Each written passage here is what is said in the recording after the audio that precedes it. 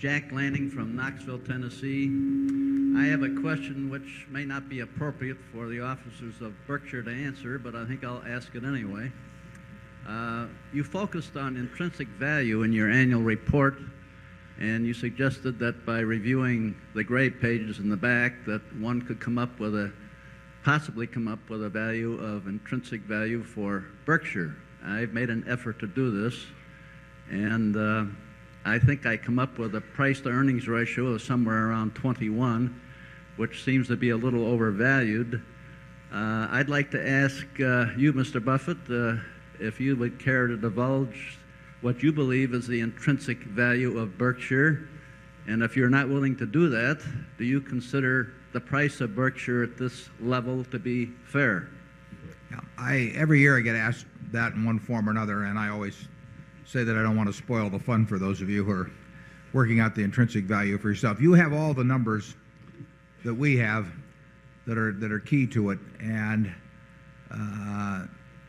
I would say that that there are some important factors besides PE. I mentioned earlier that I thought that the page where we describe float, for example, is probably as important a page as there is in the report. And then the question is, what do you do with the capital as you allocate it over time? And obviously that makes a difference in intrinsic value too. But I would say in a general way that and this has been true virtually all of the time, that I think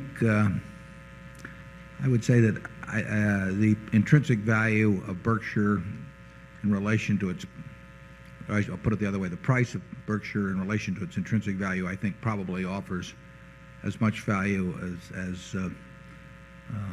or more than the majority of stocks that I see. But I don't want to go any further than that. Charlie? I've got nothing to add. Your story about the fun of working it out, there was a famous English headmaster who used to say to each graduating class, he said, say 5% of you are going to become criminals. And I know just who you are, but I'm not going to tell you because I don't want to deprive your lives of a sense of excitement. And we'll explain that later on. Yeah.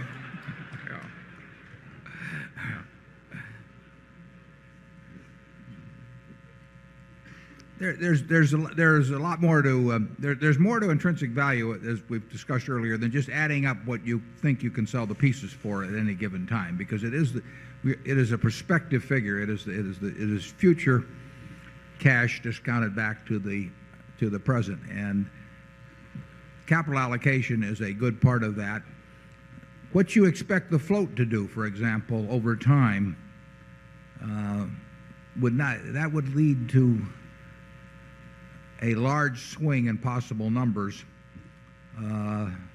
relative to value. I mean, if when we bought National Indemnity in 1967, when it had whatever it had, 15 or 20 million in float, we didn't see it then, but if we could have foreseen the eventual development of float over time,